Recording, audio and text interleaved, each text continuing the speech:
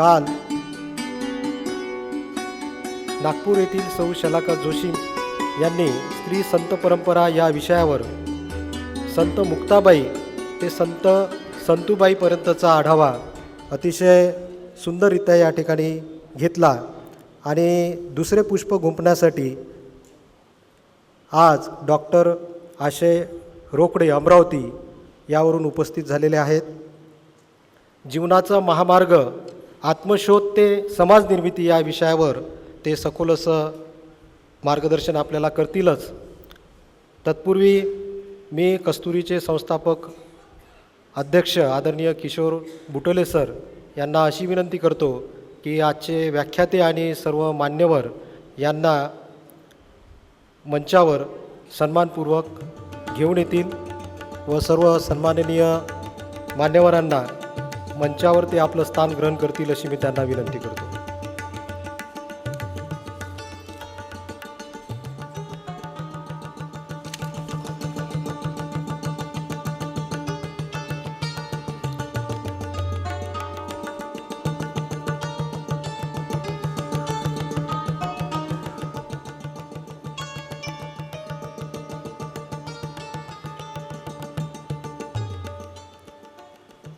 अकोला जिल्हा पेन्शनर्स असोसिएशनचे विद्यमान अध्यक्ष तसेच सचिव ज्येष्ठ नागरिक संघाचे माननीय प्राचार्य डॉक्टर सत्यनारायण बाहेती सर हे आजच्या या व्याख्यानमालेचं अध्यक्षस्थान स्वीकारतील अशी मी त्यांना विनंती करतो. सोबतच सर्व मान्यवरांनी आपलं स्थान ग्रहण केलेलंच आहे.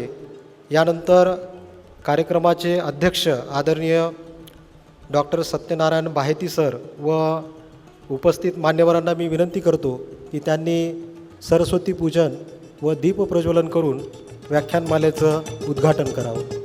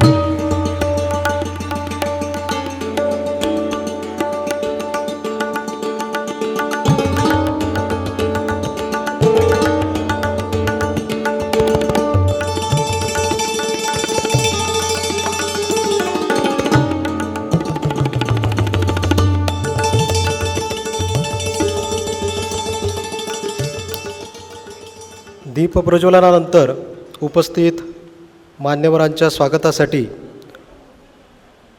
कस्तुरीच्या कोषाध्यक्षा मान्य चेतना आनंदानी यांना विनंती करतो की त्यांनी मान्यवरांचं गुलाब पुष्प देऊन स्वागत करावं.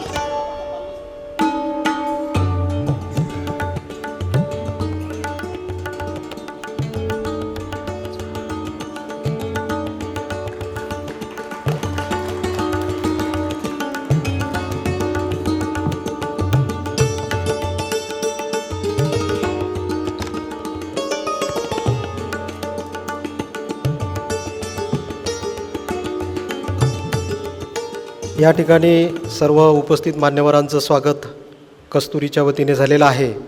आज उपस्थित झालेले जे व्याख्याते आहेत त्यांचा थोडक्यात परिचय मी तुम्हाला करून देतो.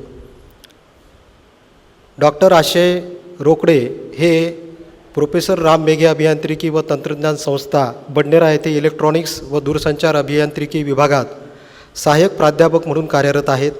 शिक्षण क्षेत्रातील 10 वर्षाहून अधिक अनुभव असलेले डॉक्टर रोकडे हे विद्यार्थी केंद्रित अध्यापन, प्रेरणादायी संवादशैली आणि समाजाभिमुख दृष्टिकोन यासाठी ओळखले जातात.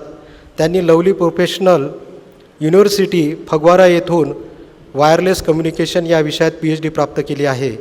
तसेच JNTU हैदराबाद येथून ॲम्बेसिडर सिस्टीममध्ये M.Tech, यशवंतराव चव्हाण मुक्त विद्यापीठातून मानव संसाधन व्यवस्थापन या विषयात MBA आणि डॉक्टर बाबासाहेब आंबेडकर मराठवाडा विद्यापीठातून इंडस्ट्रियल इलेक्ट्रॉनिक्समध्ये BE पदवी त्यांनी संपादित केलेली आहे. सध्या ते श्री संत गाडगेबाबा अमरावती विद्यापीठात छत्रपती शिवाजी महाराज विचार आणि व्यवस्थापन या विषयात MA करीत आहेत. डॉक्टर रोकडे यांनी IoT, मशीन लर्निंग आणि स्मार्ट फार्मिंग या क्षेत्रात उल्लेखनीय संशोधन केलेले असून त्यांचे 11 संशोधन लेख स्कॉपस आणि SCI जर्नल्समध्ये प्रकाशित झालेले आहेत. त्यांनी IoT आधारित शेती व्यवस्थापन प्रणालीसाठी एक पेटंटसुद्धा प्रकाशित केलेलं असून मशीन लर्निंग सक्षम ग्रीन हाऊस मॅनेजमेंट सिस्टीममध्ये कॉपीराईट नोंदवलेले आहे. ते आजवर 50पेक्षा अधिक प्रेरणादायी व्याख्याने आणि 20 व्यक्तिमत्व विकास कार्यशाळा घेऊन विविध शैक्षणिक संस्था, सामाजिक संघटना आणि महाविद्यालयीन मंचावर समाजातील तरुणाईत सकारात्मकता, नेतृत्व गुण, आत्मविश्वास व सामाजिक भान निर्माण करण्याचे कार्य करीत आहेत. असे उच्च विद्याविभूषित डॉक्टर आशय रोकडे सर हे सतत नवनवीन गोष्टी आत्मसात करून समाजातील प्रगतिशील बदलांचा ध्यास घेणारे हे एक उत्साही आणि प्रेरणादायी व्यक्तिमत्व आपल्यामध्ये उपस्थित झालेलं आहे. यांचा सत्कार करणं हे आमचं भाग्य समजतो. आजच्या कार्यक्रमाचे असलेले अध्यक्ष आदरणीय प्राचार्य डॉक्टर सत्यनारायणजी बाहेती यांना अशी विनंती करतो की त्यांनी डॉक्टर आशय रोकडे यांचा शाल, श्रीफळ, गुलाब पुष्प देऊन त्यांचा सत्कार करावा. सोबतच संत साहित्यांचा, पुस्तकांचा संच आदरणीय डॉक्टर शांताराम बुटे सर त्यांना प्रदान करतील अशी मी त्यांना विनंती करतो.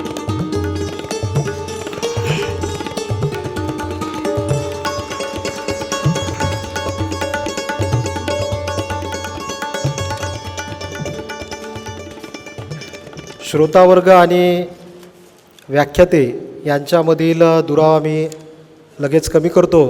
उपस्थित मान्यवरांना मी अशी विनंती करतो की त्यांनी आपलं स्थान ग्रहण करावं व विषय प्रतिपादनासाठी मी आजचे व्याख्याते डॉक्टर अजय रोकडे सर यांना विनंती करतो की त्यांनी आपल्या विषय प्रतिपादनास सुरुवात करावी. सर्वप्रथम कस्तुरी चॅरिटेबल ट्रस्टनी इथे मला आपल्या सर्वांपुढे व्यक्त होण्याकरिता संधी दिली, त्याबद्दल बुटुले सरांचे विशेष आभार. आणि सन्मान्य व्यासपीठ माता सरस्वती यांच्या शुभ आशीर्वादाने आपलं आजचं हे व्याख्यान सुरू होतं आहे. उपस्थित मान्यवर बघता मला नक्की एक लक्षात आलेलं आहे की इथे गर्दी आणि दर्दी दोघंही उपस्थित आहेत. आणि नेहमीच इच्छा असते की दर्दी लोकांपुढे बोलावं, कारण आपण जे बोलतो ते त्यांच्या मनापर्यंत पोचतो. आजचा विषय जो मला दिलेला आहे त्या विषयाला थोडं हे आहे की बा जीवनाचा महामार्ग, आत्मशोध ते समाज निर्मिती. मग या विषयावर प्रकाश टाकताना नेहमी मला असं वाटतं की बा आपली समाज निर्मिती करायची गरज आहे का, किंवा समाज निर्मित झालेला आहे, तो चालू आहे आणि जसं आहे तसं पुढं सगळं जात आहे. मग हा विषय यायचं कारण काय? आणि जीवनाच्या महामार्गात आपलं जे स्वतःचं जीवन आहे त्याचा आणि समाजाचा काय संबंध येतो, किंवा त्यात इतका काय इम्पॅक्ट पडेल बा.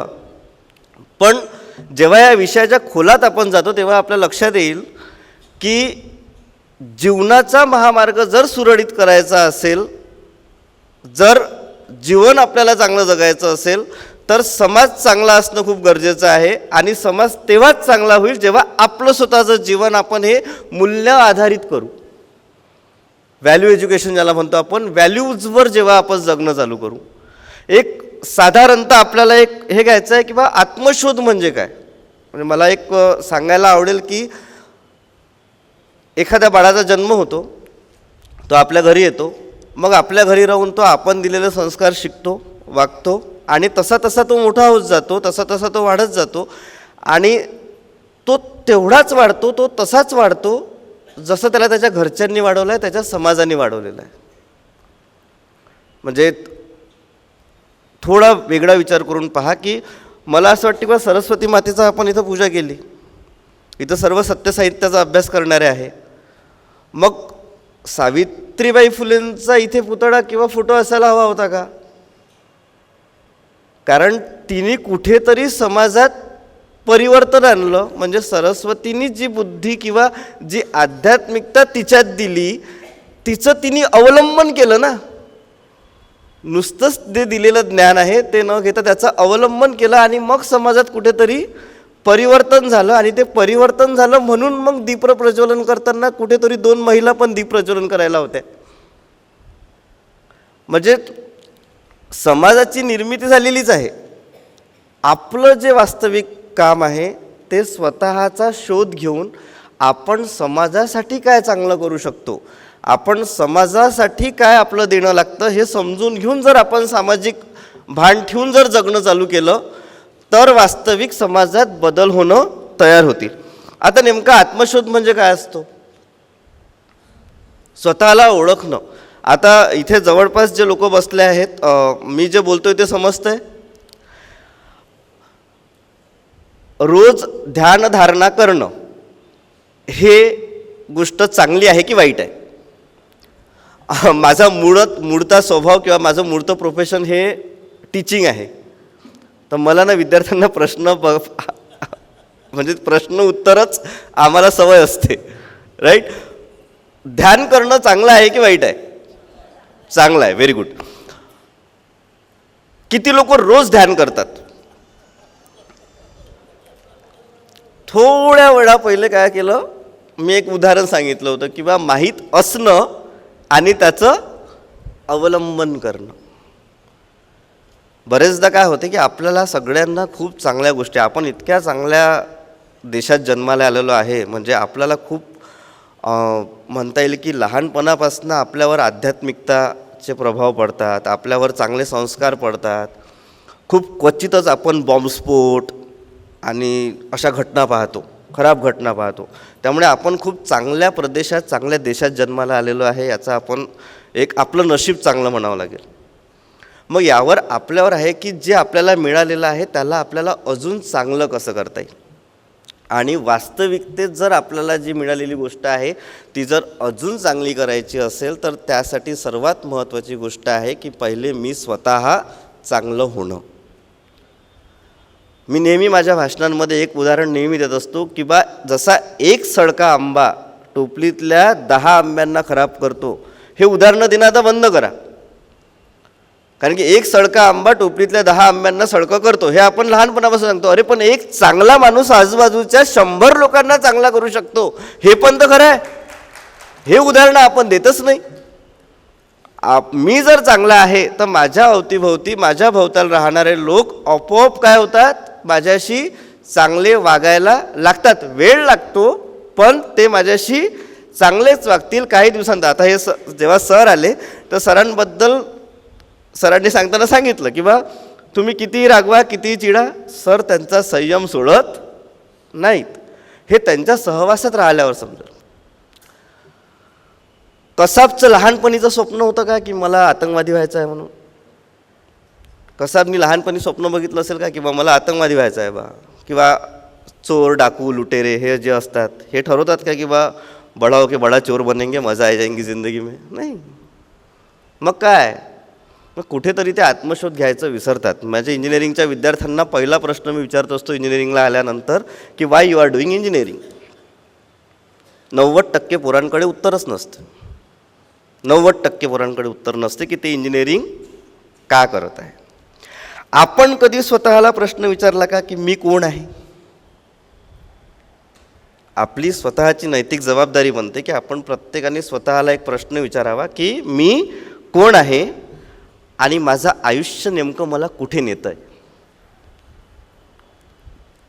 आणि याचं उत्तर 2 मिनिटात मिळेल असतला भाग नाही आहे. म्हणजे स्टार्टिंगला म्हटलं की ध्यान कोण कोण करतं, ते ध्यान हळूहळू जेव्हा तुम्ही करत जाल तो तुमचा डेली लाईफचा एक पार्ट बनेल आणि तो पार्ट बनला की आपोआप आपल्या लक्षात येतं की मी कोण आहे. जर अभ्यास करतो म्हटलं म्हणजे जर आपण वरतं गॅलेक्सीचा वगैरे अभ्यास करतो असा विचार केला तर आपण सूर्यासमोर किंवा या ब्रह्मांडामध्ये एका धुळीच्या कणा इतके पण मोठे नाही आहोत. आणि जर विचार केला तर ब्रह्मांड एवढंच मोठं आपण आहोत. ही ताकद आपल्यात असली पाहिजे की बा जर मी स्वतःला ब्रह्मांड एवढं मोठं मानू शकतो तर मला ब्रह्मांडासोबत कनेक्ट होता आलं पाहिजे. मला खूप लोक म्हणतात की तू नेहमी सांगतो की ध्यान करत जा, पण ध्यान करताना झोप येते. ध्यान हे आपल्याला झोपवायचं काम नाही करत, ध्यान हे आपल्याला जागृत करायचं काम करत असते.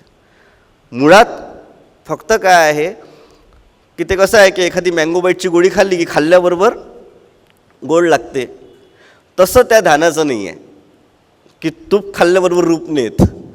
त्याला प्रॅक्टिस करावं लागते, डिसिप्लिन लावावं लागतं किंवा रोज ते. मग आत्मशोध करणं गरजेचं आहे की नाही? म्हणजे असं आहे का की काही गरज नसते बा आत्मशोधाची? लोकांना माहीत. आता याच्यात गफलत काय होत आहे, आपण आत्मशोधाची व्याख्या कुठेतरी चुकीची करून ठेवली आहे. आपल्या 2 पर्सनॅलिटी समाजात फिरत आहेत. मी घरी जसा माझ्या बायकोसोबत बोलतो तसाच मी परक्या स्त्रीसोबत बोलतो का बाहेर? परक्या स्त्रीसोबत बोलताना जर मला माझ्या बायकोनी पाहिलं तर म्हणून की एवढा गोड कधी माझ्यासोबत बोलत जा, असं होऊ शकतं.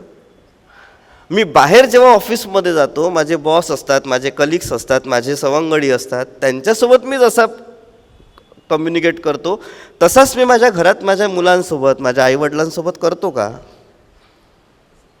मी नातेवाईकांमध्ये असताना कसा राहतो आणि मी माझ्या मित्रांमध्ये असताना कसा राहतो, समाजात वावरताना कसा, म्हणजे काय मी ड्युअल पर्सनॅलिटी घेऊन जगू राहिलो हे आपल्याला लक्षात येईल. तुम्ही जर विचार केला, माणूस खूप हुशार माणूस, खूपच हुशार व्यक्तिमत्व जर कोणतं असेल कुठल्या प्राण्यांमध्ये सगळ्यात तो आहे माणूस. आणि तो हुशार का बरं आहे? कारण की तो स्वार्थी आहे. तुम्हाला जर आता तुम्हाला लहान भाऊ असेल बहीण असेल घरी असते ना आपल्या, त्यांचा राग आला तुम्ही काय करता? हा ना, काकांना ॲक्शन केली की एक लावून देतो, हक्क आहे. त्या सेम तोच व्यक्ती, आता मी आहे, मला लहान भाऊ आहे, मला जर राग आला तर मी माझ्या लहान भावाच्या पहिले वाजवेल आणि मग सांगेल की काय. मलाच जेव्हा माझ्या बॉसचा राग येतो मी काय करतो? मनात मारून घेतो एक मी, पण मी दाखवताना काय दाखवतो? ठीक आहे sir, boss is always right. स्वार्थ आहे. मी काय जपला? माझा स्वार्थ जपला. पण मला जेव्हा या आत्मशोधाच्या याच्यात जातो की बा आपण असतं किती बदलत चाललो आहे, आपले सिद्धांत किती बदलत जातात, आपली परिस्थिती बदलली की सिद्धांत बदलतात. कोणीतरी सांगतं की बस तुम्ही सिद्धांताने जगलं पाहिजे, प्रिन्सिपलवादी असलं पाहिजे. माणसाने एक लहानपणापासून वाक्य सांगण्यात आलेलं आहे, don't please people, please principles. लोकांना आनंदी ठेवण्याच्या मागे लागू नका, आपल्या तत्वाला आनंदी ठेवा. पण मग माणूस तत्व बदलतो की नाही बदलत? परिस्थितीनुसार आपण आपले तत्व बदलतो ना की नाही बदलत? चला एक्झाम्पल, चहात माशी पडली, काय कराल? चहा गरम गरम चहा प्यायची इच्छा झाली, मस्त पाऊस चालू आहे, बाल्कनीत गेलो घराच्या, बायकोनी मस्त गरम चहा करून आणला आणि तो चहाचा ग्लास असा पकडला आणि टपकन वरून पाण्याच्या थेंबाच्या ऐवजी त्या चहाच्या कपमध्ये माशी पडली. आपण काय करतो? तो चहा फेकून देतो. कारण की माझा सिद्धांत काय आहे की जी गोष्ट मला पोटात टाकायची आहे त्यात जर काही वाईट आलं तर माझी तब्येत खराब होऊ शकते, ते माझ्यासाठी चांगलं नाही आहे, म्हणून मी त्याला फेकून दिलं. 1 किलो तूप आणलं, आणि त्याच्यात माशी पडली. काय करतो आपण? माशीला बाहेर फेकतो. आपण कंडिशन पाहून आपले तत्त्व बदलतो आणि ते गरजेचे आहे. आता मी एक ब्रह्मकुमारी सिस्टर त्यांचं ऐकलं, त्यांनी हे एक्झाम्पल दिलं होतं. पण मला वास्तविकता ऐकल्यानंतर हे लक्षात आलं की हे करत आहे म्हणून तर माणूस पृथ्वीवर राज्य करत आहे. आपण परिस्थितीनुसार तत्त्व बदलले म्हणून माणसाचं राज्य आहे पृथ्वीवर, नाही तर वाघ असते. वाघानं काही कंडिशन झाली तरी बोलतो, आपण म्हणतो ना शेर मर जाएगा लेकिन घास से दोस्ती नहीं, घास नाही खाएंगा. त्यांनी तत्त्व नाही सोडले. त्यांनी जे प्राणी आहेत ते त्यांचे जे एक बेसिक तत्त्व आहे ते चालतच आहेत. परिस्थिती कशी येऊ दे ते स्वतः बदलायला तयार नाही, म्हणून ते कमी होत आहेत आणि आपण वाढत आहोत. कारण आपण परिस्थितीनुसार बदलतो. आपल्याला हे समजावं लागेल की जर मला चांगली समाज निर्मिती करायची आहे तर मला परिस्थितीसोबत बदलावं लागेल. आणि जसा जसा मी बदलत आहे तसं तसं मला हे समजावं लागेल की येणारी जी पिढी आहे ती पण वेगळ्या परिस्थितीत वाढत आहे, तर त्यांचाही बदलाव मला स्वीकारावा लागेल. इथून 5 वर्ष पहिले 8 वर्ष पहिले जे विद्यार्थी पासआउट झाले त्यांचं वागणं वेगळं राहायचं आणि आता जे विद्यार्थी कॉलेजमध्ये शिकत आहेत ते वेगळेच वागतात. मग मी जर त्यांना म्हटलं की आमच्या काळात असं व्हायचं तर ते म्हणतील क्या पकार आहे रे इन्सान. तर तुमचा काळ नाही आहे ना, आता आमचा काळ आहे. आपल्याला त्या काळानुसार जगता आलं पाहिजे, ती परिस्थिती एक्सेप्ट करता आली पाहिजे. माणसाचं काय चुकतं, समाजात दाखवण्यासाठी आपण टापटीप व्यवस्थित, पण आपण कम्फर्टेबल आहोत का याचा विचार करत नाही. एक राजा असतो, तो राजा काय करतो, उभा आहे, रोज आरशासमोर येतो, मी सगळ्यात सुंदर, मी सगळ्यात बलशाली, मी सगळ्यात सुंदर, मी सगळ्यात बलशाली, हा रोज येऊन म्हणतो. पण त्याला एक सेवक म्हणतो की सर तुम्ही हे रोज येऊन काय म्हणता, म्हणजे राजासाहेब तुम्ही रोज येऊन एकच वाक्य म्हणता मी सर्वात सुंदर. मला कोणतरी सांगितलं की लॉ ऑफ अट्रॅक्शन आहे बा, आपण जे नेहमी म्हणत राहू तसे आपण होत राहू. पण मला ना लोक लाईकच नाही करत बा. मी जेव्हा जातो रस्त्याने तर एक राजा म्हणून लोक मला एक आदर सन्मान मला त्यांच्या डोळ्यात दिसायला पाहिजे, तो दिसत नाही. मी तर रोज आरशासमोर म्हणतो की मी सगळ्यात सुंदर आहे आणि सगळ्यात बलशाली आहे. तो सेवक त्याला म्हणतो की सर हा आरसा तुम्हाला फक्त तुमचा चेहरा दाखवतो, आत्मा दाखवत नाही.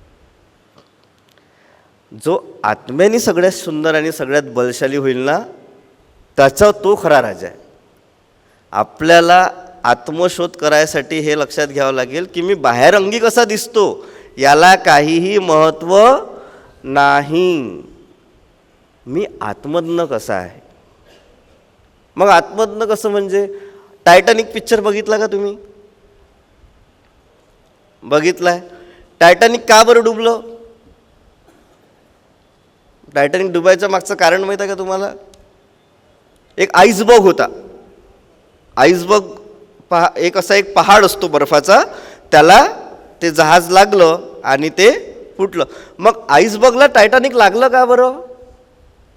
कारण आईसबर्गचा काय असते, 10% पार्ट जो आहे तो पाण्याचा वर असतो आणि 90% जो भाग आहे तो पाण्याच्या खाली असतो, जो दिसतच नाही. माणसाचंही तसंच आहे हो.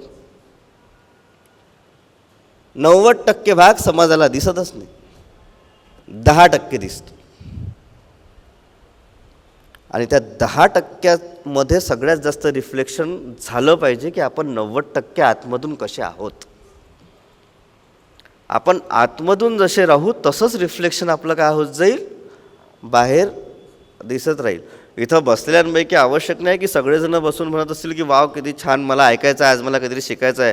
कोणातरी डोक्यात चालू असेल की घरी दूधवाला आला असेल का बा, आज कोणती भाजी करायची, उद्या काय काम करायचं आहे, हे काहीतरी प्लॅनिंग चालूच आहे. पण तो 1% झाला. तुमचे व्हॅल्यूज काय आहे, तुम्ही स्वतःचे डिसिजन कसे घेता, तुम्ही तुमच्या निर्णयासाठी कोणाला जबाबदार मानता, तुम्ही लोकांसोबत कसा संवाद करता, तुम्ही त्यांच्यासोबत बिहेव कसे करता, तुमच्यासोबत एखादी अनएक्सपेक्टेड गोष्ट झाली तर त्याच्यावर तुमचा रिस्पॉन्स कसा असतो. मी रिस्पॉन्स म्हटलं, रिॲक्शन म्हटली नाही. रिस्पॉन्स द्यायचा अधिकार किंवा एक ताकद ही माणसाकडे आहे, नाही तर अबेला काबे म्हणणारे 100 आहेत. पण एखाद्यानं मला शिवी दिली आणि त्याला जर मी स्मितहास्य दिलं तर तो मला पुन्हा काय देईल, अजून एखादी शिवी देईन. मी शिवी देऊ राहिलो आणि माझी अपेक्षा आहे की तू त्याला अजून खाण्याची शिवी द्यायला पाहिजे. तू तर हसू राहिला, पुन्हा शिवी दिली त्यांनी, मी पुन्हा हसलो, त्याला दुसऱ्यांदा काय करावं लागेल, तिसऱ्यांदा तो शिवी देऊच शकत नाही. त्याला एक तर हसून मला सोडून द्यावं लागेल किंवा म्हणावं लागेल की भाऊ तुलाच जमलं. You are responsible for your own loss. एक खूप चांगलं वाक्य आहे. No one can hurt you without your permission. तुमची परमिशन घेतल्याशिवाय तुम्हाला कोणीच दुखवू शकत नाही. तुम्ही परमिशन देता त्याला. त्यांना म्हटलं ना की अबे तू तुमच्या मला मी माहिती आहे का कोण आहे, कोण आहे तू. मग तो सांगते की मी समाजात या पदावर आहे, माझं हे शिक्षण आहे, मी असा माणूस आहे, माझं ते आहे. तिथं तो चुकला, कारण की तो अहंकाराची धूळ आहे. ती काय आहे, ती अहंकाराची धूळ आहे. तुम्ही ज्या आरशातून स्वतःला पाहाल त्या आरशावर हे अहंकार, गर्व ह्या गोष्टी असतील ना, तुम्हाला तुमचा आत्मा कधीच दिसणार नाही. एक साधं वाक्य सांगतो ज्यावर नेहमी प्रकाश टाकायचा प्रयत्न करतो. काहींच्या डोक्यावरनं जातं, काहींच्या डोक्यात राहतं. इथं बसलेल्यांपैकी बऱ्याचांच्या डोक्यांवरचे केस पिकलेले आहेत, काहींच्या आहेच नाही. त्याच्यामुळे एक अपेक्षा आहे की सगळे हे आत्मसात समजू शकतील, कारण की तुमच्याकडे सगळ्यात मोठी ताकद आहे अनुभवाची. जे गोष्ट अनुभव शिकू शकते ते कोणीच शिकवू शकत नाही. आपलं शरीर कशाने बनलं आहे, पंचमहाभूतांनी. हे झालं एक शरीर. मन काय, आपण म्हणतो ना आज मनात आलं बा पाणीपुरी खाऊ, आज मनात आलं हे पुस्तक वाचावं बा. मन काय आहे, व्हॉट इज मन. मनाची व्याख्या, मन बा एक इच्छाशक्ती असते. माणसाच्या शरीरात एक रसायन चालते ज्याच्यातून काय होते, वेगळ्या वेगळ्या इच्छा आणि विचार जनरेट होत राहतात आणि त्याला प्रोसेस करायचं काम तुमचा मेंदू करतो. म्हणजे आज पाणीपुरी खायची इच्छा आहे, मेंदूने म्हणत आज पाणीपुरी खायची इच्छा आहे. एक रसायन असं आहे शरीरात की जे म्हणते की आज पाणीपुरी खायची इच्छा. हां, तुझ्याकडे पैसे आहेत की नाही, पाणीपुरीवाला चांगलं पाणीपुरी देईल की नाही, पावसाळा आहे की उन्हाळा आहे, हे डिसिजन कोण घेते, ब्रेन. तिसरा एक त्याच्यापेक्षा कठीण गोष्ट आहे, आत्मा काय. कुठली एखादी सिस्टीम असते ना, जगातली सगळ्यात कॉम्प्लिकेटेड सिस्टीम आहे ह्युमन बॉडी. जेव्हा आपण अभ्यास करतो, आपल्या सद्गुरूंनी एक खूप छान पुस्तक लिहिलं आहे, इनर इंजिनिअरिंग. ईशा फाउंडेशनचं तुम्ही नाव ऐकलं असेल, त्यांच्या सद्गुरूंनी खूप चांगलं पुस्तक लिहिलं आहे, इनर इंजिनिअरिंग, की आपलं इंजिनिअरिंग काय आहे बा. त्यात एक लक्षात घ्या, एक गोष्ट लक्षात ठेवून घ्यायची नेहमीसाठी. जेवढं आपलं जे काही झालं आहे आतापर्यंतचं आयुष्य ते साईडला ठेवून, की बा माझा ज्या दिवशी जन्म झाला, जसा मी पृथ्वीवर आलो, एक आत्मा नावाची गोष्ट आली आणि ती माझ्या शरीरात एंटर झाली. तिची व्हॅलिडिटी केवढी आहे, माझ्या शरीरा एवढी. माझं शरीर थकलं, संपलं की ती माझ्या शरीरातून निघून जाईल आणि ती दुसरीकडे जाईल, ती दुसऱ्या कोणाच्या तरी शरीरात प्रवेश करू शकते.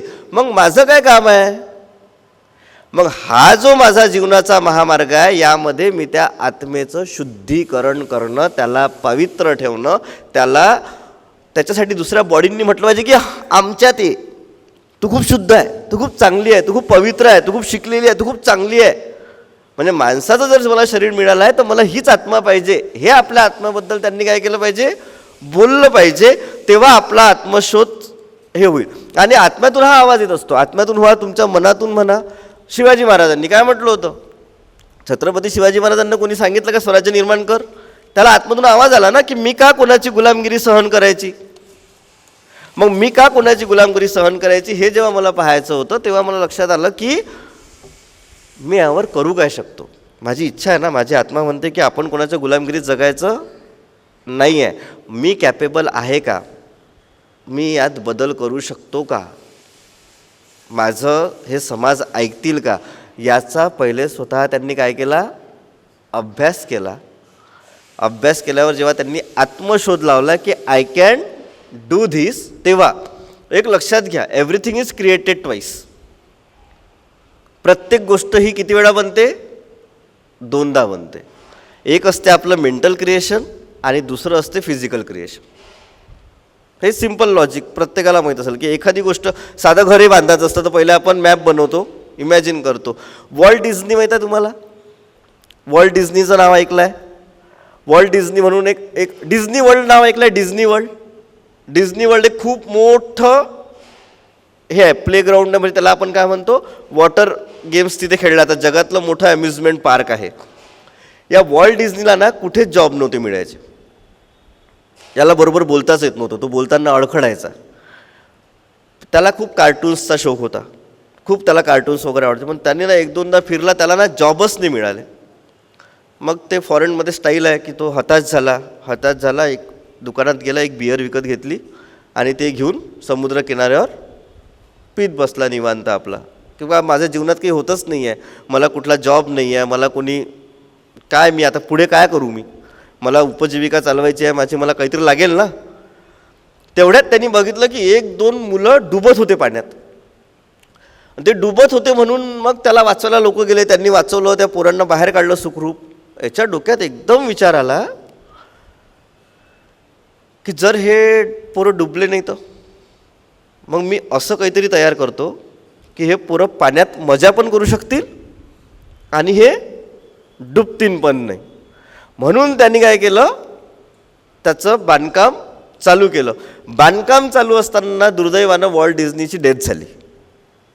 आणि त्याची डेथ झाल्यानंतर जेव्हा इनॉग्रेशनचा कार्यक्रम होता त्या पार्कचा, तर त्या पार्कमध्ये जो निवेदक होता त्यांनी सांगितलं की आज जर वॉल्ट डिझनी जिवंत असते तर त्यांनी बघितलं असते किती सुंदर पार्क इथे तयार झालेला आहे बा, जो पोरांना खेळण्यासाठी आहे. पण मी त्यांच्या बायकोला विनंती करतो की त्यांनी इथे येऊन आपलं मनोगत व्यक्त करावं. त्याची बायको आली आणि त्या निवेदकाला तेव्हाच दुरुस्त केलं की दादा, आपण जे आता पाहतोय हे त्यांनी 12 वर्षा पहिले पाहिलं होतं, म्हणून आपण हे आता बघू शकतो. That is the power of imagination. मला पहिले स्वतःला काय करावं लागेल, स्वतःला समजावं लागेल की मी काय करू शकतो, आणि मगच मी त्याची सुरुवात. कॅपेबिलिटीज लक्षात येतात ना, प्रत्येकाला आपापल्या कॅपेबिलिटीज माहीत आहेत. असं कोणीच नाही याला कॅपेबिलिटी माहीत नाही. आणि खूप असं की खूप रॉकेट सायन्स लागत आपण कोण आहे समजायसाठी. फक्त काय, स्वतःला वेळ द्यावा लागतो. किती लोक खरंच स्वतःला वेळ देतात? मग स्वतःला वेळ देण्याची व्याख्या काय आहे? मी सकाळी उठतो, पेपर वाचतो, मी वेळ कोणाला दिला? समाजाला. अमक्यानं गाडी ठोकली, टमक्यानं हे म्हटलं, है ना, 2-3 आहेत आपल्याकडे जे सतत चालू असतात भोंगे, है ना. आपण अरे आज यानं हे म्हटलं काय, आज त्यानं ते म्हटलं काय, सगळं. सकाळी झालं, बायकोच्या हातून चहा पिऊ. काही बायका असतील जे नवऱ्याच्या हातून चहा पित असतील, है ना, ते चहा पितात, नाश्ता करतात, फॅमिलीसोबत टाईम स्पेंड करतो, ऑफिसमध्ये जातो, ऑफिसमधलं कामकाज पूर्ण करतो, काय आपल्या जबाबदाऱ्या पूर्ण पार पडतो. संध्याकाळी घरी येऊन बसतो, टी व्ही लावतो, टी व्ही लावताना मस्त चहा वगैरे अजून पितो, है ना. संध्याकाळचं जेवण करतो. दिवसभर काय काय घडलं हे आपले जे सहचारी आहे, बायकोला असो, नवऱ्याला असो, मुलांना असो, त्यांना सांगतो आणि झोपी जातो. यात आपण स्वतःला कुठे वेळ दिला? मी स्वतःशी रोज मिनिमम 30 मिनटं गप्पा मारतो. असं होतं का? असं व्हायला हवं ना, असं व्हायलाच हवं. माणसांनी रोज मिनिमम, म्हणजे मॅक्झिमम तुमची चॉईस आहे, पण आपली स्वतःची कंपनी एवढी वाईट आहे का हो, की आपण स्वतःशी बोलतच नाही. मी स्वतःशी वेळच नाही घालवत, मी स्वतःशी बोलतच नाही, म्हणजे माझी कंपनी इतकी वाईट आहे का? ती तर चांगली आहे ना. माझ्यासोबत माझे मित्र तर खूप गप्पा मारतात, खूप बोलतात, मग मी स्वतःला वेळ देऊच शकतो. स्वतःला वेळ द्या. स्वतःला वेळ देताना स्वतःशी बोला, आणि स्वतःशी बोलताना स्वतःला प्रश्न विचारा. Questioning is the best way of good thinking. जितके चांगला तुम्ही विचार कराल तेवढं चांगलं तुम्हाला, जेवढे प्रश्न विचाराल तेवढे चांगले विचार येतील, जेवढे चांगले विचार येतील तेवढे चांगले तुम्ही व्हाल. मग त्यातून सिद्धांत बनतात. त्यातून जे सिद्धांत बनतात ते सिद्धांत पुढे मागे जाऊन आपल्या जीवनात कुठेतरी कामात पडतात. एक काही नियम बनवलेले असतात. प्रत्येकाच्या घरी काही ना काही नियम असतात. संध्याकाळी 7च्या आत घरात यायचं, अमक्या दिवशी नॉनव्हेज नाही खायचं, अमक्या दिवशी खायचं, हा ना, याच देवाची पूजा करायची. सगळेच थोडी देव आपण देवघरात ठेवतो. प्रत्येकाच्या घरचे काय आपले आपले आपले आपले नियम आहेत. ते नियम असले पाहिजे, पण ते केव्हा असले पाहिजे, जेव्हा ते सगळ्यांना मान्य आहे. त्याचा कुठेतरी काय झाला पाहिजे, फायदा झाला पाहिजे ना येणाऱ्या समाजाला. एक साधी गोष्ट म्हणजे पहिल्यांदा जेव्हा मला कॉल आला की बा कस्तुरी व्याख्यान मालेसाठी तुम्ही याल का, तर माझ्या डोक्यात कस्तुरीवरून आठवलं की लहानपणी मी जेव्हा शाळेतून घरी येत होतो तर बसनी मला एका जागी सोडून दिलं. बसने एका जागी सोडल्यावर मग आम्ही पैदल पैदल मित्र येत होतो. तर आमच्या ग्राउंडमध्ये 2 लोक उभे होते आणि खूप गर्दी जमलेली होती. तर कशाची गर्दी आहे बा, कशाची गर्दी आहे, तर कस्तुरी बेच रे, देवर लाईक की हम कस्तुरी बेच रे. मग कस्तुरी काय असते, तर कस्तुरी हा हरणाच्या पोटात सापडणारा एक अवयव आहे बा, आणि तो खूप सुगंधित असतो. तो इतका सुगंधित असतो की तो त्याच्या आजूबाजूला असलेल्या सगळ्यांना काय करतो, सुगंधित करतो. म्हणजे कैसा रहता भैया, क्या रहता. माझे बाबा गेटवर उभे राहून ते पाहू राहिले. मी ग्राउंडवर, मी घरी नाही गेलो. तो म्हणे की तुम्ही शर्टाचा 100 शर्टांचा ढीक ठेवला आणि त्याच्या खाली पण कस्तुरी ठेवला तरी 100 शर्टाला त्याचा सुगंध लागतो. तो आम्हाला एक्सपेरिमेंट करून दाखवू राहिला. आमच्या हातावर इकडनं घासू राहिला आणि इकडनं वास घ्यावा, तो सुगंध येऊ राहिला. म्हणून मला कस्तुरी आठवलं. इतक्या वर्षानंतर मग कस्तुरी ऐकलं, कस्तुरीचं काय. पण त्या दिवशी घरी गेल्यावर मला बाबांना जो धुलाई केली, कान पिरगडला 2-3. बाबाला सवय होती हक्क दाखवायची, मेरा लडका इसको तो मारी सकता हूं. त्यांनी मारला आणि त्यांनी एक सांगितलं की एक नियम लक्षात ठेव म्हणा, बाहेर गेल्यावर सगळ्यात पहिले घरी यायचं, मग दुसरीकडे जायचं. तू शाळेतून आल्यावर मी गेटवर उभा असताना तू तिथे कशाला गेला, म्हटलं तो विकत होता ना, पहिले घरी यायचं. बरं, या नियमाचं काय झालं की नंतर खूप वर्षानंतर माझं लग्न झालं, मला मुलं झाले. मग माझी ताई मुंबईला असते, मी मुंबईला गेलो. मग मुंबईवरनं जेव्हा मी रेल्वे स्टेशनला उतरणार होतो तर मी वाईफला म्हटलं आपण एक काम करू, सकाळचं कॉलेज आहे माझं, तर मी बडनेरालाच उतरतो आणि अमरावतीला तू उतरून तुझ्या माहेरी चालली जाशील, असा विचार आला. असं प्लॅनिंग करत होतो आम्ही दोघंजणं. तर मी म्हटलं नाही यार, बाबांना लहानपणी म्हटलं होतं की कुठेही गेलो तर घरी जायचं, म्हणून मी घरी गेलो. म्हटलं जाऊ दे पायल, उशीर झाला तर, माझ्या बायकोचं नाव पायल आहे, तिला म्हटलं की किती उशीर झाला पायल तरी आपण पहिले घरी जाऊ. मी घरी गेलो. घरी गेल्यावर दार वाजवून आलो, फोन करू आलो, कोणी दार उघडायला तयार नाही, फोन उचलायला तयार नाही. पाहिलं मला चाबी बाहेर टाकलेली दिसली, म्हणून चाबी मी बासा घेतला, चाबी उडली आणि घराचं लॉक उघडलं. पाहत होतं का माझे बाबा झोपलेले, त्यांच्या तोंडातून फेस येऊ राहिला. त्यांना काहीतरी अटॅक आला होता रात्री. आम्ही घरी कोणीच नव्हतो, मी मुंबईला होतो, आई पण हैदराबादला कुठल्या तरी कार्यक्रमाला गेली होती, घरी कोणीच नाही. आम्ही गेलो अर्जंटमध्ये. माझी वाईफ डॉक्टर आहे, तिने अर्जंट कॉल केला ॲम्ब्युलन्सला, ॲम्ब्युलन्स आली, त्यांना भरती केलं ICUतून. ते 2 दिवसात बरे झाले. त्या माणसाने मी 6वी-7वीत असताना मला मारलेली झापड त्यांच्या 70व्या वर्षात कामात आली, सिद्धांतामुळे. किंवा नियम काय घरचा की बाहेर तुम्ही कुठेही गेले तरी पहिले घरी यायचं. हा सिद्धांत वाईट किंवा चांगल्यातला नाही आहे, पण हे सवय आपण पोरांना कशावरून लावतो, कारण की हा त्यांना त्यांच्या वडिलांनी शिकवला असेल की पोरगं कुठेही गेलं तरी ते कुठं असलं पाहिजे, पहिले घरी यायला पाहिजे. म्हणजे काय, जेव्हा आपल्याला आत्मशोध लागतो तेव्हाच आपण आत्मपरिवर्तन करू शकतो. मी शब्द परिवर्तन वापरतोय. परिवर्तन का बरं, बदल हा चांगला किंवा वाईट दोन्ही असू शकतो. परिवर्तन हे चांगलंच असतं. आपल्याला समाजामध्ये परिवर्तन घडवायचं आहे, आपल्याला समाजामध्ये बदल घडवायचा नाही आहे.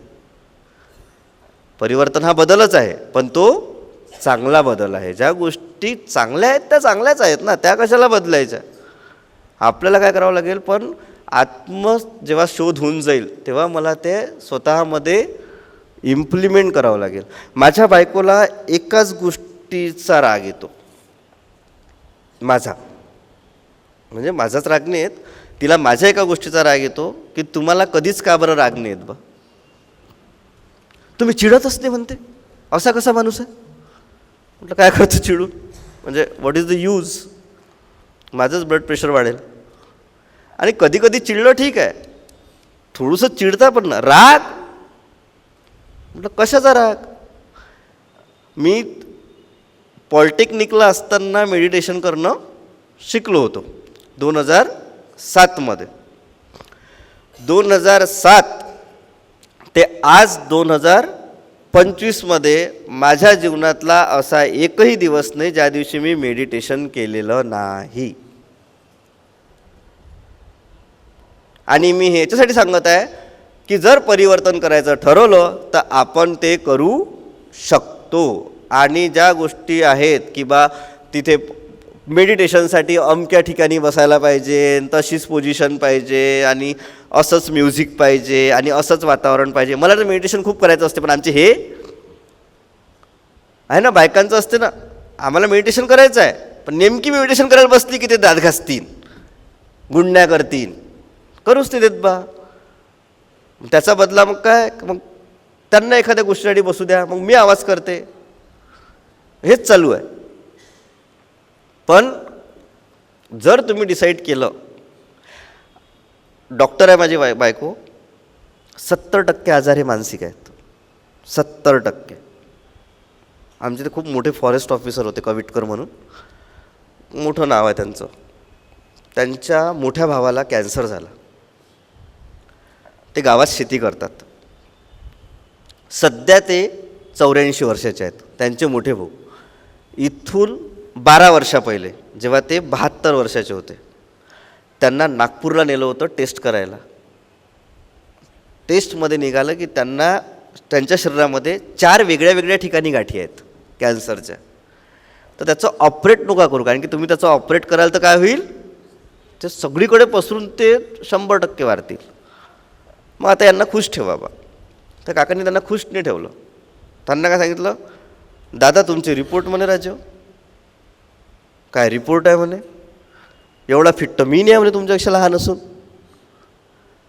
हा म्हातारा 84व्या वर्षी शेतात जाऊन काम करते, कारण की त्याला माहीतच नाही की त्याला कॅन्सर आहे. त्याला हे माहीत आहे की नागपूरच्या डॉक्टरांना सांगितलं आहे की मी लय फिट आहे, माया तर लायना मायापेक्षा फिट नाही आहे. मानसिकता, इतका प्रभाव आहे मानसिकतेचा. मग ही मानसिकता बदलायची कशी, किंवा मग सर ह्या गोष्टी आहेत खूप मोठ्या किंवा आपण स्वतःला शोधलं पाहिजे, स्वतःमध्ये परिवर्तन केलं पाहिजे, मग आपल्यामुळे समाजात परिवर्तन होईल. पण आपण नेमकं कसं जगायचं बा, आपण काय असलं पाहिजे, हा पण प्रश्न येतो ना. चांगलं म्हणजे काय, चांगल्याची व्याख्या कोणी केली. आता मान्यवरांसोबत बोलताना डिस्कशन केलं की अल्टिमेट एम ऑफ लाईफ काय आहे, आनंदी राहणं. आनंदाचे 2 प्रकार आहे. अकबराच्या दरबारात एखादी नृत्यांगना डान्स करायची, त्यालाही आनंद व्हायचा. छत्रपती शिवाजी महाराज स्वराज्यासाठी लढाई करायची, त्यांना त्याचाही आनंद व्हायचा. आनंदाची व्याख्या प्रत्येकाची वेगळी आहे ना. मग तो आनंद म्हणजे काय. आता समाज निर्मिती होण्यासाठी एक खूप छोटंसं गोष्ट सांगतो तुम्हाला. आपला ना समाजाकडे बघण्याचा दृष्टिकोन थोडा इथनं बदलून जाईल. तुमच्या वयाचं मी हे काहीच ठेवत नाही, तुम्ही ज्या वयात आहे तिथून ही गोष्ट सुरुवात करू शकता. घरी गेल्यावर एक गोष्ट आज करून पहा, आज करा किंवा उद्या सकाळी करा. सकाळी उठायचं, सकाळी उठल्यावर डोळे बंद करायचे. डोळे बंद करून विचार काय करायचा माहिती आहे का, की तुम्ही कोणाच्या तरी प्रेतयात्रेत गेले बा. कुठे गेले, प्रेतयात्रेत गेले, अंतिम संस्कारासाठी गेले. अंतिम संस्कारासाठी गेल्यानंतर तुम्हाला तिथे लक्षात आलं की ते तिथं जे शव ठेवलेलं आहे ते कोणाचं आहे, ते तुमचं स्वतःचं आहे. तिथं जे शव ठेवलं आहे ते कोणाचं आहे, ते तुमच्या स्वतःचं आहे. तिथं तुमचे सगळे नातेवाईक आहे, तुमचे सगळे मित्र परिवार आहे, तुम्ही समाजात ज्या लोकांसोबत राहता ते सगळे लोक आहेत.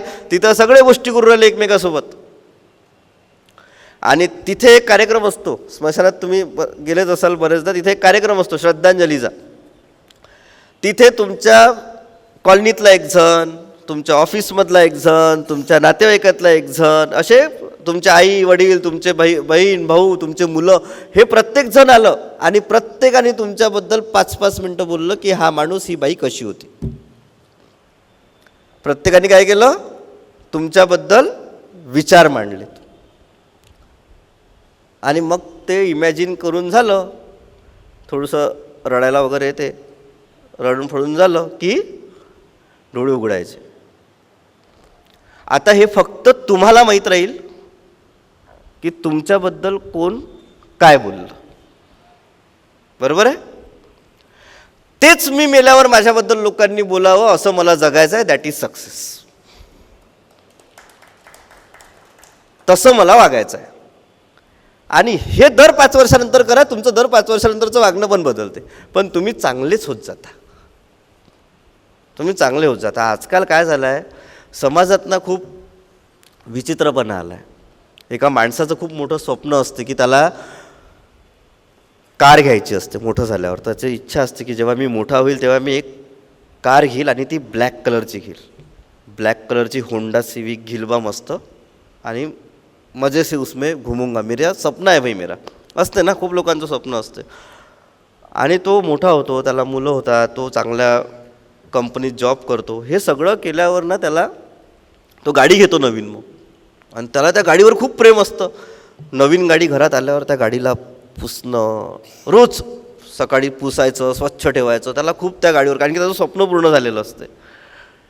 एक दिवस तो गाडीचा तो पाना फिट करत असते, बोनेट उघडून त्याच्या त्या बॅटरीवर कार्बन चढलं असते तर ते काढत असते. खूपच काळजी घेत असतो तो. तर त्याला मागं दिसते जिथे पेट्रोल भरायची जागा असते तिथं त्याचा लहान पोरगा चॉकनं काहीतरी गाडीवर क्रक क्रक क्रक क्रक, तो हातातला पाना घेते आणि त्याला धपकन फेकून मारते की माझी गाडी खराब करतो का. त्याला पोराला खूप जोरात लागते, त्याच्या हातातनं रक्त निघायला लागते. तर तो म्हणते बाबा माझ्या रक्त निघून राहिलं पोटातून, काय करू. त्याला त्याच गाडीत बसवते, फटकन चल आणि दवाखान्यात नेते. दवाखान्यात गेल्याबरोबर डॉक्टर त्याला नेतात, अंदर नेतात, ड्रेसिंग करतात आणि बाहेर येतात. म्हणते बा खूप रक्त गेलं होतं पोराचं, वाचला. पण दुर्दैवानं त्याची 2 बोटं तोडावं लागली. दुर्दैवानं त्याची 2 बोटं तोडावं लागली. त्याला असं वाटतं अरे यार. तो त्या पोराला उचलते आणि त्याच गाडीमध्ये मागची सीट उघडते आणि सहज डोकावून पाहते की तो काय करत होता. तर त्याच्यावर लिहिलं असते आय लव्ह यू डॅडी. माणसं प्रेम करण्यासाठी बनले आहेत, तो वस्तू वापरण्यासाठी बनले आहेत. आपण वस्तूंवर प्रेम करू राहिलो, माणसांचा वापर करू राहिलो आणि मोठे होऊ राहिलो. इथं आपण कुठंतरी चुकत आहोत. आणि हे प्रत्येकाला माहीत असते की आपण कधी, कोणत्या क्षणी, कोणत्या काळी, कोणत्या माणसाचा कसा उपयोग करून घेतला होता मोठं होण्यासाठी. जर तुम्ही तो करत नसाल तर तुम्ही खरंच महानुभावात आहात, आणि जर तो करत असाल तुम्ही वापर, तर तो सोडून द्या. तुमची राख होणार आहे, त्याची राखच होणार आहे. समाज जर चांगला घडवायचा असेल तर आपल्याला माणसातलं माणूसपण जिवंत ठेवायची नितांत गरज आहे. आणि ते तेव्हाच शक्य होईल की जेव्हा आपण या वस्तूंच्या दुनियेतून बाहेर निघून माणसांच्या दुनियेत जास्त लक्ष घालू. नाही तर आजची सत्य परिस्थिती हे आहे की एका घरात 4 लोक हॉलमध्ये बसले असतात आणि चौघांच्या हातात आपापला मोबाईल असतो आणि ते चौघंही एकमेकांसोबत बोलत नाहीत. हे वास्तविकता आहे घरातली. जो माणूस घरातल्या लोकांसोबत बोलत नाही तो समाजित कसा बोलणार आहे. मी नाव नाही घेत, पण मी काल एका मिनिस्टरला पाहिलं, त्यांनी खिशातून चिठ्ठी काढली, पत्रकारांजवळ दिली. हे विचारशील म्हणे प्रश्न. पत्रकारांनी तेच प्रश्न विचारले, त्यांनी त्याच्यावर उत्तरं दिले. मूर्ख कोण ठरलं? मूर्ख कोण ठरलं? एवढा कठीण प्रश्न विचारला, काय उत्तर दिलं साहेबांना. वा, आपल्याला माहीतच नाही पेपर फुटला होता म्हणून. मूर्ख आपण म्हणून. मग त्याच्यापेक्षा काय की बा पहिले मी काय करेल, एकदम समाजात बदल घडवून आणणं माझ्यात शक्य नाही आहे. माझी पिढी आहे, माझी येणारी पिढी आहे, माझे येणारे पोरं. आजकालच्या जनरेशनला आपण जेनझी म्हणतो. तुम्ही हा शब्द ऐकला असेल, जनरेशन झेड है ना. 1997 नंतर जन्माला आलेले पोरं जेनझी म्हणून ओळखले जातात. ते खूप विचित्र आहेत. म्हणजे त्यांचं असं आहे की त्यांना समजणं कठीण जाते आपल्याला. माझे विद्यार्थी आहेत आता इथे शिक्षक वगैरे असतील, जे पहिले शिक्षक वगैरे राहिले आहेत, सर BEd कॉलेजचे प्राचार्य होते. तुम्हाला माहिती आहे पहिले विद्यार्थी कसे करायचे? नमस्ते सर. काही वर्षानंतर विद्यार्थी बदलले, गुड मॉर्निंग सर. त्यानंतर थोडे ॲडव्हान्स झाले विद्यार्थी, नमस्ते सर, हे ॲक्शनवर आले. बरोबर आहे. आताचे विद्यार्थी अक्षरशः अशा आहेत, अरे यार सर वो ऐसा नहीं है ना. म्हटलं यार, म्हणजे हे खरंच म्हणजे मी वास्तविकतेतले उदाहरण सांगतो. पहिलेच्या शिक्षकांचं टेन्शन विद्यार्थ्यांना राहायचं की आपल्याला कोणता शिक्षक शिकवायला येणार आहे. आता शिक्षकाला टेन्शन असते की कोणते पोट्टे शिकायला येणार आहेत. हे फॅक्ट आहे. बोलताना ते शब्द तुम्ही पहा ना, तुमच्या अवतीभोवती वावरणार, अरे भाई, तर जेंडर बायस आहेत ते. मुलगा आहे की मुलगी आहे काही घेणं नाही, ते मुलाला मुलगा मुलगी एकमेकांना भाईच म्हणतात. अरे यार सर ऐसा मत करो. मैं यार हूँ क्या तुम्हारा? सर आमची भाषाच तशी आहे. मुळात ते वाईट नाही आहेत. मुळात प्रॉब्लेम काय? मुळात ते वाईट नाही आहेत. त्यांचं जनरेशन तसं आहे. त्यांचा आपल्याबद्दल त्यांच्या मनात आदर आहे की नाही हा भाग नाही आहे. त्यांच्या मनात आपल्याबद्दल आदर आहेच. त्यांचं व्यक्त होण्याचं जे माध्यम आहे किंवा जे स्टाईल आहे ती थोडी वेगळी आहे. ते मी आत्मसात केली म्हणून मी त्यांचा लाडका आहे. मी जर त्याला म्हणाल काय संस्कार आहे तुझ्या घरचे थोडी संस्कार देते. आई बाबा म्हणत असतील काय सरले अरे यार म्हणजे म्हणून? नाही, तो मित्रांसोबत तसा राहतो. त्यांच्या तसंच वाढ उरली त्यांची. ते आपण समजून घ्यायला पाहिजे. मी पहिले बोललो होतो की आपण परिवर्तन फक्त आपल्यात आणून चालणार नाही, की पण जे समाजात परिवर्तन होत आहे त्याला आपल्याला आत्मसात करावं लागेल. नाही तर हळूहळू आपल्या लक्षात येईल की आपण कंप्लेंट बॉक्स बनत चाललो. माझ्यासोबत काही असे प्राध्यापक वृंद काम करतात जे म्हणतात की यार हे पोट्टे असे आहे, हे असे आहे, हे असे आहे, यायले हे समजत नाही, यायले ढंगच नाही ना, यायले हेच नाही ना, त्याला हेच नाही, म्हणजे कंप्लेंट कंप्लेंट कंप्लेंट. म्हटलं ठीक आहे, यांच्यात बदल व्हावा यासाठी तू काय प्रयत्न केले? मी काऊन करू? ते पोट्टे तसे आहे. अरे त्यांच्याकडनं जो बदल तुम्हाला अपेक्षित आहे तो तुम्हाला करावा लागेल ना. तो तुम्हाला दाखवावं लागेल ना की माझ्यातही तो बदल आहे, मी तसा वागतो आहे आणि याचा चांगला इम्पॅक्ट पडतो आहे. आपल्याला परिवर्तन, समाज जेव्हा म्हणतो मी आत्मशोधानंतर तुमचा कशात जाते भाग? आत्मपरिवर्तन झाल्यानंतरच तुम्ही समाजामध्ये एखादं एक्झाम्पल सेट करू शकता. APJ अब्दुल कलाम कोण होते? डॉक्टर APJ अब्दुल कलाम कोण होते? कोणाला माहित आहे? सायंटिस्ट होते. अजून मिसाईल मॅन. अजून राष्ट्रपती होते. हा ना. कोणीच हे म्हटलं का की ते मुसलमान होते म्हणून? कोणीच नाही म्हटलं. का बरं नाही म्हटलं? त्यांच्या कर्तृत्वानं त्यांची ओळख तयार केली आहे. छत्रपती शिवाजी महाराज की म्हटल्यावर सगळं ऑडिटोरियम मनातून आता आले संजय काय ते. त्यांनी तो राजासारखा वागला. मी मागचे एक एक्झाम्पल दिलं होतं की बा छत्रपती शिवाजी महाराजांचं सिरियल चालू असताना त्या जिजामातेचा ज्यांनी रोल केलेला आहे, मला त्या मॅडमचं नाव नाही आठवत आहे, त्यांनी त्यांच्या काय केलं, मुलाला शूटिंगसाठी नेलं.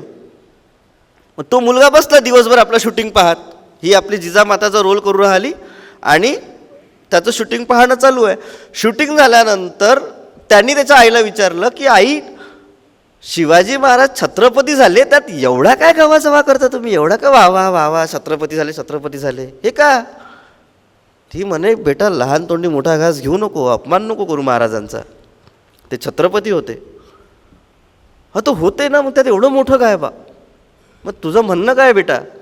माझं म्हणणं हे आहे की ते छत्रपती असो की नसो, त्यांची वाढ पुढ्यात छत्रपती म्हणून झालेली आहे. त्यांचे जेव्हा लहानाचे मोठे झाले तेव्हा ते राजा म्हणून मोठे झाले आहेत ना. जिजामातेनी त्यांच्यावर संस्कार टाकतानाच हे संस्कार टाकले की तू राजा आहेस, तुला स्वराज्य निर्माण करायचं आहे, तुला देशाचं कल्याण करायचं आहे, तुला आपल्या लोकांचं कल्याण करायचं आहे. त्याला छत्रपतीचा किताब मिळो की नाही मिळो, त्यांनी राजा म्हणूनच जगला आणि तो राजा म्हणूनच वागला आणि त्यांनी प्रजेचं चांगलंच केलं. मुळात काय आहे, त्याला तिथे संस्कार काय मिळाले तो वाढला कसा, त्याला ते पद मिळालं का याची जबाबदारी नाही आहे, याची काही हे नाही आहे की त्याला ते पद मिळालंच पाहिजे म्हणून, पण त्याच्या वागण्यात ते राजा पण होतं ना. छत्रपती व्हायच्या आधी शिवाजी महाराज राजासारखे वागायचे नाही का, ते राजासारखेच वागायचे. मुळात राजा असणं गरजेचं आहे ना. मुळात आपल्याला समजावं लागेल की आपल्याला काय करायचं आहे. जोपर्यंत आपण मूळ शोधू नाही आपला, तोपर्यंत आपण स्वतःमध्ये बदल घडवू शकत नाही. स्वतःमध्ये जोपर्यंत आपण बदल घडवायचा करेज करू नये, खूप हिंमत लागते. लहान असताना डेफिनेशन निबंध सांगितलं होता, लिहा बा निबंध, करेज, व्हॉट इज करेज. तर एक मुलगा 2-3 पान रिकामे ठेवतो. 2-3 पान रिकामे ठेवल्यावर एक लाईनमध्ये लिहिते, दिस इज करेज. ना, निबंध लिहायला लावला 3 पानाचा, व्हॉट इज करेज. 3 पानं रिकामे ठेवले, शेवटच्या ओळीत लिहिलं धिस इज करेज. याला म्हणते जे शिकलो ते इम्प्लिमेंट करणं. याला शाळेत मार्क नाही भेटतील, पण तो मोठा होणार आहे ना, तो मोठा होणार आहे. कारण की तो जे शिकला ते त्यांनी इम्प्लिमेंट केलं. क्रिस्टियानो रोनाल्डो म्हणून खूप मोठा प्लेअर आहे फुटबॉलचा. म्हणतात की जगातल्या फिट पीपलमध्ये तो 1 नंबरवर आहे. 0 फॅट बॉडी आहे त्याची. कशामुळे आहे? डिसिप्लिन.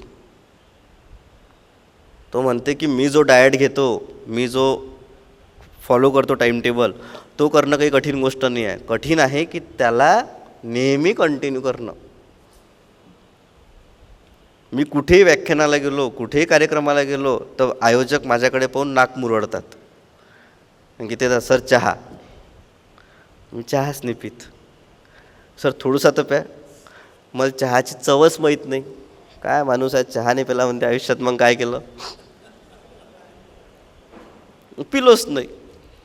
आता मग त्यांना दुसरा धसका काय येते की हा चहा नाही पिता, आता हा पिन काय. मग त्याची व्यवस्था आपल्याकडे आहे की नाही आहे. म्हणून मी सहज सांगत असतो की संध्याकाळच्या वेळेस किंवा जेव्हा जेव्हा टायमिंग आहे, सकाळचं व्याख्यान असतं तर सकाळी मी काहीच नसतो घेत, संध्याकाळी मी काहीच नसतो घेत. कुठं मी त्याला म्हणून की मला ब्लॅक कॉफी लागते बरं का. आता कॉफी कुठून आणा, ब्लॅक कॉफी बनवून कोण, किती वेळ, म्हणजे. पण माझी डिसिप्लिन मला कोणी किती लोकांनी फोर्स केला तरी मी अजून चहा नाही पिलो. नशिबाने लहानपणापासून घरच्यांनी दिला नाही आणि तो कंटिन्यू झाली ती सवय, तर ती झालीच. त्याच्यामुळे एक फायदा झाला की बायको भल्ली खुश आहे. कारण की जसा ऑफिसमधून घरी येतो तर तो शब्दच नसते चहा मांडवर, तो फ्रेश असते. तिला माहीत आहे यासाठी काहीच नाही करायला लागत, या सवयच नाही. But what you do it consistently. तुम्ही किती इफेक्टिव्हली काम करता याला महत्त्व नाही आहे. तुम्ही किती इफेक्टिव्हली म्हणजे तुम्ही किती प्रभावीपणे काम करता याला महत्त्व नाही आहे. तुम्ही किती सातत्याने काम करता याला खूप महत्त्व आहे. मला समाजसेवा करायची आहे. कस्तुरी व्याख्यान मला मागच्या 13वं वर्ष आहे बोलले सर मला. याला म्हणते सातत्य की इथून 130व्या वर्षी पण इथं व्याख्यान चालू आहे, याला महत्त्व राहील ना. सातत्य असणं. महाराष्ट्राला संतांची परंपरा आहे, ती परंपरा मेंटेन ठेवणं गरजेचं आहे ना. त्याचं वाचन, त्याचं लिखाण, त्याचा प्रचार, त्याचा प्रसार हे जर होत असेल तर ती मेंटेन राहील ना. नाही तर एकेकाळी महाराष्ट्र काय होता, एकेकाळी गेला ना तो काळ. आता काय, प्रत्येक काळात महाराष्ट्र काय होता हे केव्हा होईल, जेव्हा आपण जे काही परिवर्तन करायचं आहे त्याच्यात काय करत आहोत, सातत्य ठेवत आहोत. आणि ते सातत्य केव्हा ठेवलं जाईल. मला बुटुले सरांचं आज एक खूप चांगलं आवडलं की त्यांनी जेव्हा दीप प्रज्वलन करायचं होतं तेव्हा 2 मॅडम लोकांना म्हटलं की तुम्ही पण दीप प्रज्वलन करायला या. जे लोक काम करतात ते दिसायला हवेत. ये करने के लिए शेर का दिल होना. किंवा जे बॅकस्टेज आहेत ना लोक, त्यांना फ्रंट फेस द्या. मग हे तुम्ही केव्हा कराल, जेव्हा तुम्ही समाधानी आहात, तुम्हाला तो मोह नाही आहे. नाही तर आजकाल काय होत आहे, सगळे लोक, मी तुम्हाला सांगितलं की हां रोज व्यायाम करत जा, रोज ध्यान करत जा, रोज तुम्ही ह्या करत जा, पण चांगल्या गोष्टी सांगितल्या, तुम्ही माझा फोटो काढला, सत्कार केला, मी तो फोटो घेतो, फेसबुकवर इंस्टाग्रामवर टाकतो, आज माझं फेलिसिटेशन झालं, खूप छान वाटलं, खूप चांगले मान्यवर होते, खूप चांगले श्रोतागण होते आणि मजा आली. पुढं काय, तुम्ही मेडिटेशन करता का सर रोज? नाही, रोज नाही करत, मी फक्त भाषणच सांगतो. तुम्ही तर भाषणात सांगत होते, तुम्ही बायको चिडतच नाही बायकोवर, तुम्ही तर लय चिडचिड करता. भाषणात सांगायचं असते ते. मग मग त्याला काही महत्त्व आहे का? सगळ्या गोष्टी होत नाही, पण जितक्या शक्य होतात ना. अजून एक गोष्ट सांगतो, खूप कठीण आहे, ते करून पहा. इतकी मजा येते ना लाईफमध्ये. एकच आयुष्य आहे आपल्याला, त्या आयुष्यात मजा घेऊन खोटं नाही बोलायचं. एवढी मजा येते. फक्त ना माणसाला मोह नाही पाहिजे. ज्याला मोह नाही इतका मस्त जगते. मी लहान असताना काय करायचो, मला आई म्हणायची की आशय, कोणी आलं की माझ्या आईचं बरंच प्रस्थ आहे मोठं, तर तिला सतत भेटीगाठी करणं हे करणं, हे लोक यायचे. तर ती काय सांगायची की सांगून दे मी घरी नाही आहे म्हणून. मी सांगायचो आई घरी नाही आहे. नंतर मी वाचन माझंही वाढलं. मग मला माझ्या सरांनी सांगितलं की आपले मिशन स्टेटमेंट असले पाहिजे बा. मग आपले काहीतरी जीवनाचे स्टेटमेंट असले पाहिजे. त्यात माझं पहिलं मिशन स्टेटमेंट होतं की सक्सीड ॲट होम फर्स्ट. सगळ्यात पहिले माणसानं कुठं सक्सेसफुल झालं पाहिजे? आपल्या घरात. Never compromise with your honesty. आपण आपल्या ऑनेस्टीसोबत कधीच कॉम्प्रोमाइज केलं पाहिजे नाही. मग ते बी पॉझिटिव्ह हे ते सगळं ते नंतरचं. मग never compromise with your honesty म्हणजे काय की कधीच खोटं बोलायचं नाही. मग एक दिवस एक काका आले, त्यांनी बेल वाजवली आणि आई म्हणे अरे तेच असतील म्हणे, एक काम कर त्यांना सांग म्हणे की मी घरी नाही आहे. मला आता आईनं सांगितलं घरी नाही आहे हे खरं आहे, त्यासोबत खोटा कसा बोलू. मी दार उघडलं, दार उघडून सांगितलं की आई म्हणते की त्यांना सांग की हे घरी नाही आहे. आईनं समाचार घेतला. तुला माहीत आहे का मला किती व्यस्तता असते, किती काम असते, ह्या लोकायले काय नेमकी तयारी करायच्या वेळेसच येतात, असं तसं. दुसऱ्यांदा आलं, दुसऱ्यांदा डबल आई आता पाहिशील म्हणे नाही तर सांगशील म्हणे घरी. म्हटलं आई म्हणते की त्या घरी नाही आहेत. त्या दिवशी आईनं मला रागवलं नाही. त्या दिवसपासून मला आईने खोटं बोलायला लावलं नाही. कारण की तिला हे लक्षात आलं की आपण काही म्हटलं तरी हा खोटा बोलत नाही. फक्त त्याचं काय की मग काही बोलू पण नाही ना. म्हणजे मला माझ्या आईला एक सवय आहे की ती घरून बाहेर निघताना जर मी घरी आहे तर ती मला एक प्रश्न विचारते, अशी साडी जमली का. कारण की तिला माहिती मी खोटा बोलत नाही. तर मी म्हणतो हो मस्त. मग ती जाते. मी बरेचदा म्हणतो की मला नाही आवडली. तर ती किती काही असू दे, ते बाई आहे शेवटी. ते वापस जाते, दुसरी घालते, कन्फर्मेशन घेते आणि मग हे जाते घरी जाते. पण त्याचा एक फायदा काय झाला मला की मी खोटं बोलत नाही म्हणून ती मला रोज विचारून जाते की माझी साडी कशी दिसत आहे. आता आज ती रिटायर वगैरे झाली, म्हातारी झाली, तरी अजूनही ती विचारतेच. कारण की त्यांना माहीत आहे की हे खोटं बोलत नाही आणि बायको माझ्यासोबत चुगल्या करत नाही. कारण की त्याला हे माहीत आहे की हा खोटा बोलत नाही. काकू हे तर म्हणत होते की तुम्ही त्या दिवशी असं म्हणत होत्या. ती 2-3दा तोंडावर पडली, तिला लक्षात आलं की हा बोगस माणूस आहे, हा खोटाच बोलत नाही. इतकी मजा येते. अर्ध्यापेक्षा जास्त हार्ट अटॅक कमी होऊन जातील भारतातले जर माणसांनी खोटं बोलणं बंद केलं तर. बोलायचंच नाही खोटं. काही झालं तरी मी खोटं बोलणार नाही. इतकं प्रेशर कमी होते तुमच्या हृदयावरचं, इतकं प्रेशर कमी होते. कारण की तुम्हाला लपवण्यासारखं काही आहेच नाही. तुमच्यावर जर लपवण्यासारखं काही नाही तर तुम्ही बिनधास्त आहात, हे लक्षात घ्या. ह्या खूप छोट्या छोट्या गोष्टी आहेत, पण ह्या खूप महत्त्वाच्या गोष्टी आहेत. आत्मपरिवर्तन करायचं आहे बा, तर मी ध्यान करायला बसतो आणि 12 वर्ष एका झाडाखाली बसतो, मग मला सिद्धी प्राप्त होते. सिद्धी प्राप्त झाल्यावर मी जगाचा हे बेसिक इम्प्लिमेंट करो. व्यायाम करणं गरजेचं आहे की नाही आहे ना. मग रोज व्यायाम करायचा. प्रत्येकाला 24 तास मिळतात, प्रत्येकाला सारखाच ऑक्सिजन भेटतो. प्रत्येकाच्या पाण्याचं मॉलिक्यूल फॉर्म्युला H2Oच आहे. निसर्गानं कोणासोबत बैमानी केलेली नाही आहे. तो सगळ्यांना सारखं देतो, सारखं वागवतो, सारखंच ऑक्सिजन देतो. असं नाही अरे अच्छा तुझी सॅलरी एवढी आहे का तुला जास्त ऑक्सिजन, तू राहू दे बा, तू काही कामाचं नाही, तुला कमी ऑक्सिजन, असं होते का. सूर्याचा प्रकाश तुला कमी, याला जास्त व्हिटॅमिन डी, नाही होत. तो नाही करत ना, मग आपलं काम काय की आपण एक माणूस म्हणून जन्माला आलो आहोत तर त्याचं सार्थक केलं पाहिजे. फक्त एवढं आहे की फॉर एक्झाम्पल एखादी मॅडम माझ्या कॉलेजमध्ये आली आणि सकाळी 11 वाजता आल्याबरोबर मला जर तिची साडी आवडली नाही आहे तर मी ते 11 वाजता नाही म्हणू की काय मॅडम कशी साडी घातली, कारण की तिचा दिवस खराब जाईल. 5-5:30 वाजता जाताना मी म्हटलं पाहिजे की मॅडम ही साडी घालत नका, जो चांगली नाही दिसत तुम्हाला. मग तिचा दिवसही चांगला गेला आणि पुढच्या वेळेसपासून ती बिचारी घालणार नाही.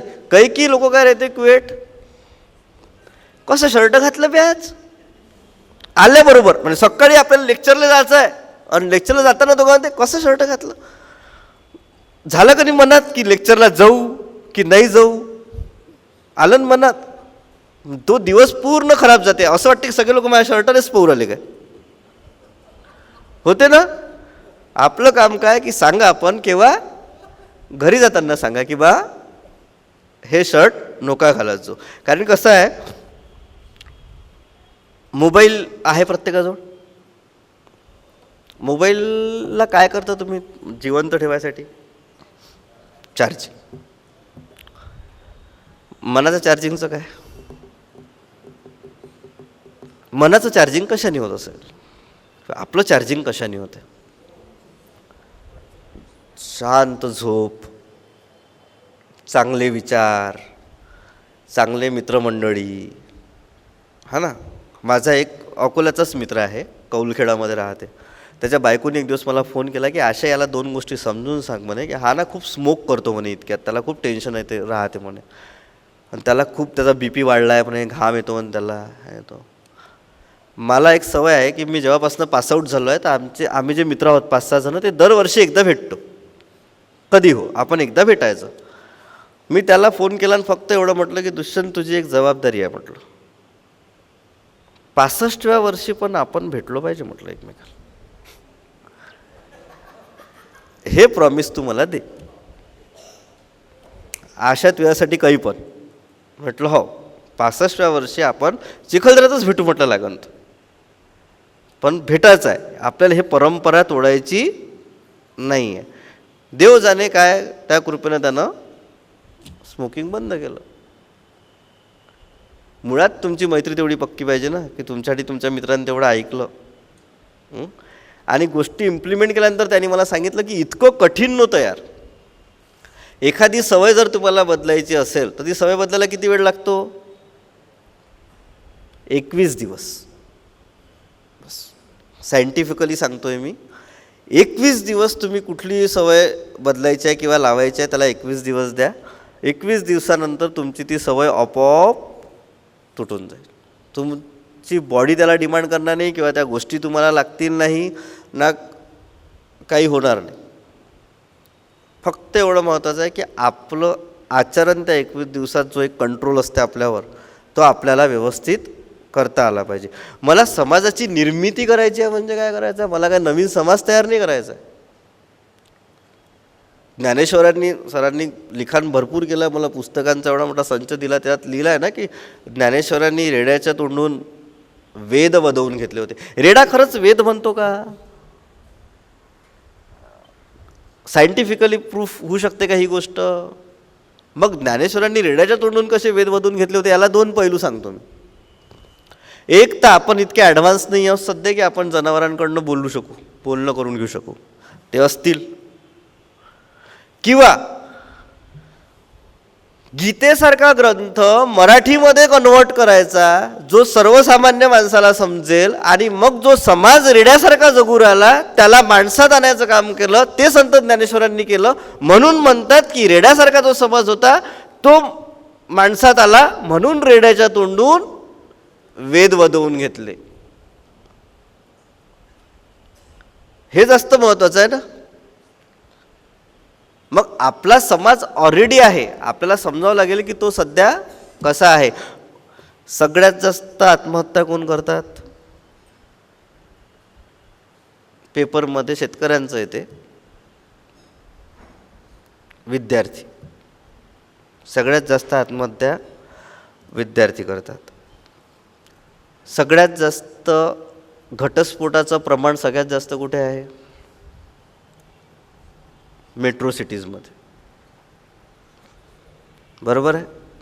मग याच्या मागचे हे पण आपला समाज आहे ना. आपले तुमचे मुलं सध्या पुण्या मुंबईलाच आहेत आहे ना. तिथेच ते मोठे जॉब, 2 BHK 3 BHK डुप्लेक्स, काय काय स्टेटस, गाडी, EMI है ना, स्ट्रेस, हे सगळं घेऊन जगू राहिले.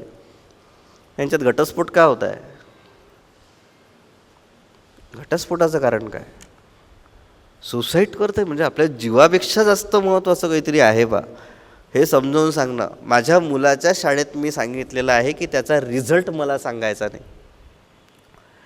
मला माझ्या मुलाचा रिझल्ट सांगायचा नहीं.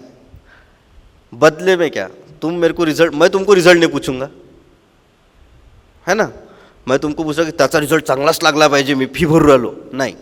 पण बदले में एक चीज, त्यानं एकही दिवस हे म्हणता कामा नये की मला बाबा शाळेत जीवार येते. तुमची हे जबाबदारी आहे की तुम्ही त्याला शाळेत आनंदी ठेवलं पाहिजे, खुश ठेवलं पाहिजे. बाकी काय शिकायचं आहे, काय त्याला इम्प्लिमेंट करायचं आहे, तो स्वतःहून करत जाणार आहे. कारण की मला माहीत आहे APJ अब्दुल कलाम 2 रुपये फी नव्हती भरतायत जिल्हा परिषदेच्या शाळेत जायसाठी, त्याच्या शिक्षकांनी त्याची भरली होती है ना. आणि असे किती लोक आहेत, किती मोठे मोठे नेते आहेत, नाव नाही घेईन, पण ते ICSE बोर्डमध्ये किंवा फॉरेनमध्ये जाऊन शिकलेले आहेत. नाव कोणाचं मोठं झालं आहे है ना. शेवटी माणूस हा त्याला जसं घडायचं आहे, त्याला जसं वागायचं आहे तसाच वागणार आहे. ही जाणीव असणं की मला चांगलं वागायचं आहे, हे केव्हा होईल, जेव्हा आपण इम्प्लिमेंटेशन सुरू करू. माझी जर इच्छा आहे की माझ्या मुलांनी ड्रिंक नाही केलं पाहिजे, दारू नाही पिली पाहिजे बा, तर मी पण ते न पिणं अपेक्षित आहे ना. माझी जर इच्छा आहे की माझ्या मुलांनी माझ्या बायकोसोबत सन्मानाने वागलं पाहिजे, त्याच्या आईसोबत सन्मानाने वागलं पाहिजे, तर हे मी पण करणं अपेक्षित आहे ना. मी जेव्हा त्याला सन्मान देईन तेव्हाच तो तिला सन्मान देईन ना. त्याला दिसत आहे की हा तर आपल्या बायकोला उलटसुलट बोलते, रागवते, तिला घालून पाडून बोलते आणि मला म्हणते की तिच्यासोबत चांगला वाग. व्हॉट इज दिस? नाही, असं होणार नाही आहे. त्याच्यामुळे जर मला समाजाची निर्मिती करायची आहे, मी समाजाचा घटक आहे, लहानपणापासून मी समाजात राहत आहे, समाज जर मोठा करायचा असेल तर मला स्वतःला मोठं व्हावं लागेल आणि मगच मी समाजाला मोठं करू शकतो. आणि मला अजून एक, मला फक्त आवाज द्यायला थांबायचं असलं तेव्हा, जेव्हा थांबायचं असलं तेव्हा हात वर तर कराल. एक काय होऊन जातं, मनाला पक्क करणं खूप गरजेचं होऊन जातं. जेव्हा मला समाज बदलायचा आहे, माझं मन इतकं पक्क करावं लागतं, कारण की लोक इतके आहे बोलायला. भारतामध्ये कॉम्पिटिशन लागली असते, भारतामध्ये पूर्ण जगभराची कॉम्पिटिशन असते की कोण सगळ्यात स्टेबल आहे, कोण सगळ्यात संयमी आहे. जो स्तब्ध स्टेबल तो चांगला. मग याचा निर्णय कोणता घ्यायचा, कोणता देश चांगला आहे बा. मग ते ठरवतात की आपण एक मोठं पातेलं घेऊ आणि सगळ्यात चरचर करणारा प्राणी कोणता आहे, तर खेकडा आहे बा. प्रत्येक देशातला माणूस काय करण, आपल्या आपल्या देशातून खेकडे घेऊन येईल आणि ते त्या मोठ्या पतेल्यामध्ये टाकतील. ज्याचा खेकडा सगळ्यात शेवटपर्यंत त्या पतेल्यात टिकून राहिला तो देश जिंकला. भारतवाले काय म्हणतात, आमच्याजवळ 3 समुद्र किनारे आहे, आमचे 3 खेकडे, एक नाही आणत बा, आम्ही 3 खेकडे आणतो. ते एक आणखी 3 आण. आणि ह्या आपले कॉम्पिटिशनमध्ये ज्यांनी खेकडे नेले असतात ते हाताची घडी करून मस्त बिलकुल बसलेले असतात. तो ऑर्गनायझर काय म्हणते, काय म्हणते, बाकीच्या देशाचे लोक पहा, कोणी त्यांना अफीम खाऊ घालू राहिलं, कोणी त्यांना नशा करून देऊ राहिलं, कोणी त्यांचे पायच बांधून ठेवू राहिलं जेणेकरून ते पत्र्याच्या बाहेर नाही गेले पाहिजे म्हणून. तुम्ही काहीच नाही करू राहिले म्हणते. चिंता नका करू, हे भारतातले खेकडे होय, एक चढायला गेला की दुसरा, किती आपण जाणीव स्वतःहूनच सांगतो की तो बरोबर दुसऱ्याचे पाय खाली ओढते. हे वरतं जाऊच नाही देऊ शकत कोणा. मनाने शांत राहणं, मनाने मजबूत राहणं खूप जास्त गरजेचं आहे. कारण की लोक सदैव तुमचे पाय ओढणार आहेत. लोकांना ना जो आपल्यासारखा नाही तो चुकीचा हा खूप समज आहे. जो माझ्यासारखा नाही तो वेगळा आहे असं मानायला तयारच नाही आपण. हा माझ्यासारखा नाही म्हणजे हा चुकीचा आहे. कोणीच चुकीचा नसतो. प्रत्येकजण काय असतं, वेगळं वेगळं असतं. मनाची तयारी करा. छत्रपती संभाजी महाराजांचा पिक्चर आला होता छावा. एका मिनटात त्यातली आपण एक कविता म्हणू. खूप इथं मनाच्यासाठी खूप चांगले आहे ते. काय? मन के जीते जीत है, मन के हारे हार. हार गए जो बिन लड़े, उन पर है धिक्कार. उन पर है धिक्कार जो देखे ना सपना. सपनों का अधिकार ही असल अधिकार है अपना. अपनों की खातिर करना कुछ आज हमें, अजर अमर कर देना है स्वराज हमें.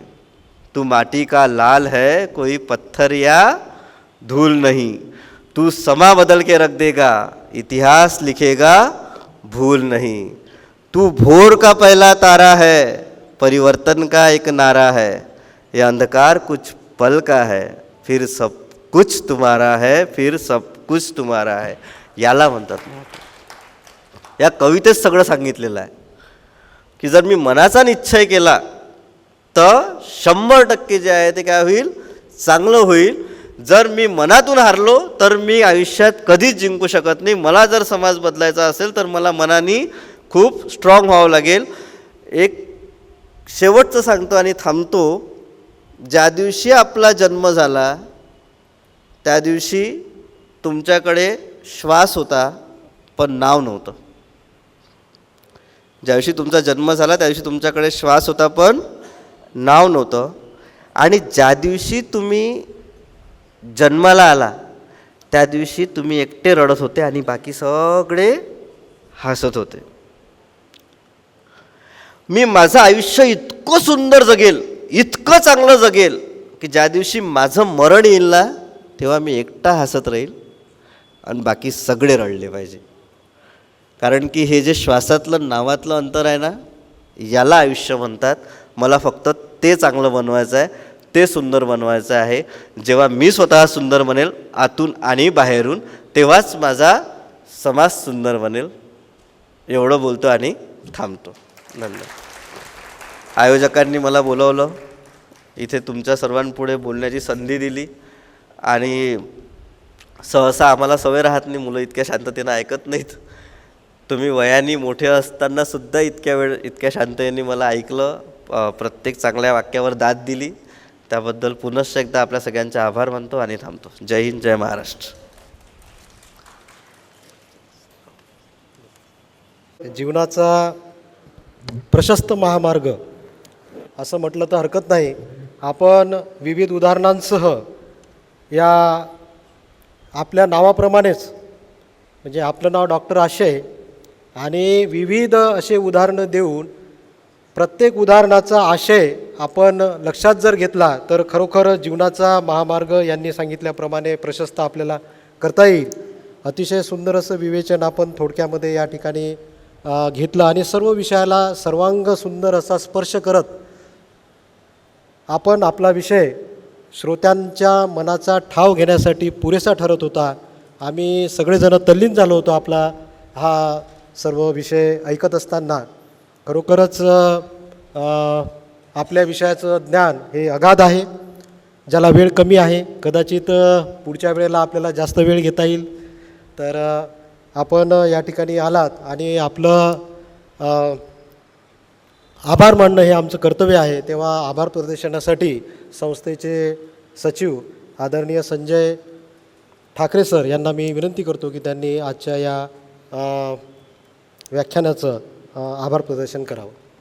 कस्तुरी चॅरिटेबल सोसायटी अकोला आणि वैकुंठवासी सौ सुनंदाताई शांताराम बुटे वारकरी शिक्षण विद्यालय आपोती यांच्या संयुक्त विद्यमाने जी कस्तुरी व्याख्यानमाला आयोजित केलेली आहे याचं द्वितीय पुष्प गुंफण्यासाठी अतिशय तरुण तडफदार विचारी व्यक्तिमत्व आज आपल्याला लाभलेलं आहे.